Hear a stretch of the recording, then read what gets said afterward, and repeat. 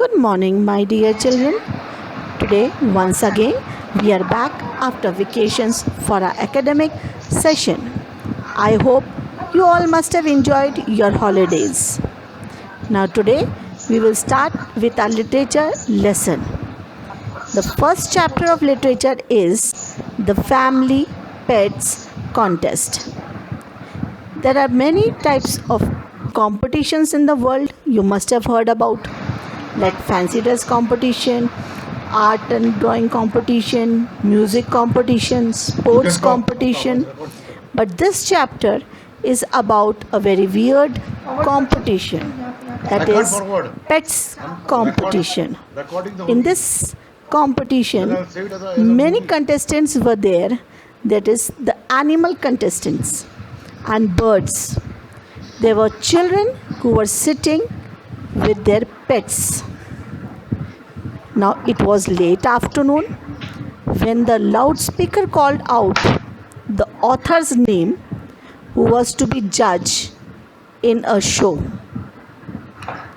The contestants were arranged on wooden chairs in a wide circle on the turf.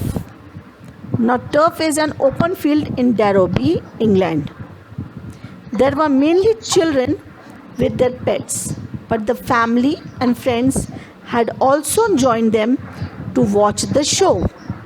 The author had thought that there would be just cats, dogs, or rabbits in the show, but he was shocked to see a wide variety of creatures on the show. He saw innumerable rabbits of all sizes and colors, guinea pigs, white mice, tortoise, budgies, kitten, manna, parrot, and above all, a goldfish in a bowl. The small pets were sitting on the owner's knees, while the little bigger ones were roaming on the ground. Now, the author was a little confused that how he could come to a decision, because it was very difficult to make a comparison between parrots and a puppy, a bulldog and a mouse, and a manna or a pig. Now, he went around observing all these pets, and suddenly he got an idea for his judgment. His judgment could be possible only if he asked questions to the children taking care of the pets to judge their knowledge about their pets. Looking at the pets, the author was wanting to give the first prize to a gleamy black Labrador, and second prize he would like to give to Benevolent Tabby, which is a kind of cat who rubbed its cheek against the author's hand as he talked to its owner. And the third prize he wanted to give to the pups. But he kept aside all his thoughts to take a fair decision. He was even distracted by the parrot who kept saying hello in an impressive manner, just like a butler answering a telephone, and by the manna which repeatedly asked the author to shut the door as he went out in a deep voice. The only adult in the competition was a bosmy lady. Bosmy lady means a healthy lady with big eyes, wearing glasses. She was having a white poodle. The lady was staring at the author. The author said hello to the poodle, but it also gave the same look like its owner, while the lady was telling the dog not to be afraid. The lady told the author that the dog doesn't like him, as if she understood how the dog felt. The manna commanded repeatedly to the author to shut the door as he left. Anyway, the author gave his list of questions to the lady and moved on.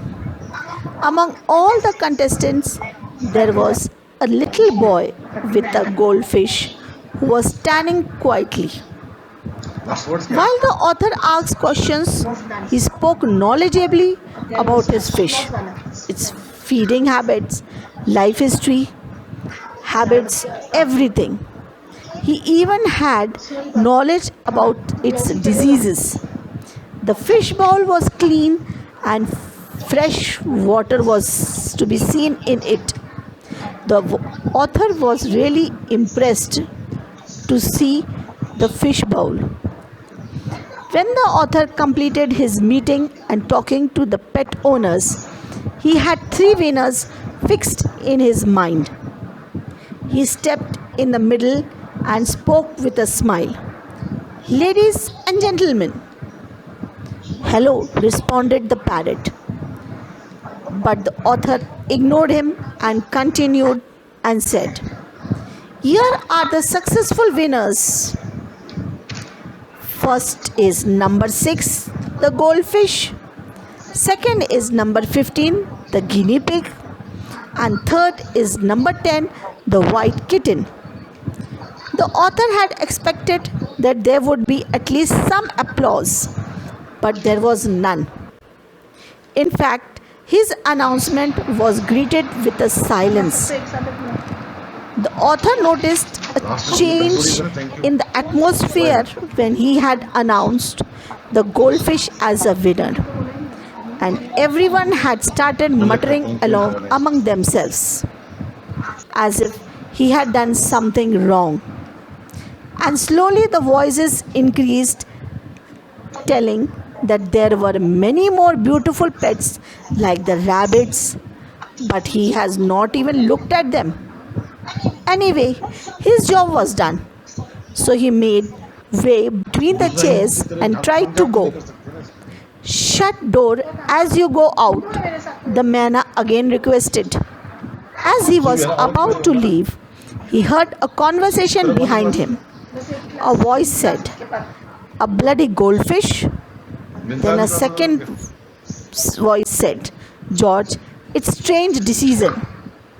Again, first voice said, you know, Fred, that veterinary doctor had to do it. He had not have any other choice.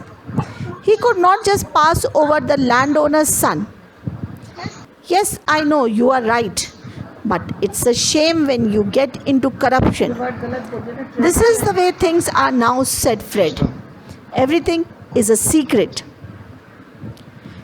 You are right, George, said Fred.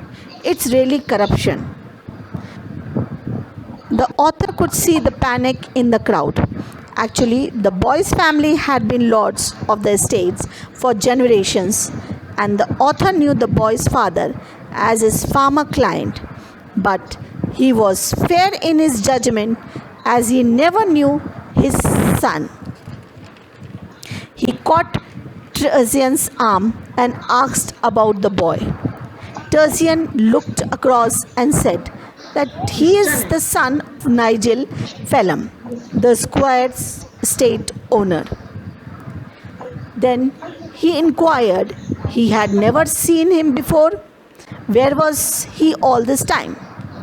Tertian told him that the boy was in a boarding school and he had been there for holidays. While the two boys continued with the conversation, that the author did not bother about lovely dogs and cats, but that squire's son won the competition with that goldfish, said George. His companion said that he would have won even if he had brought a stuffed monkey. The other kids could have stayed home.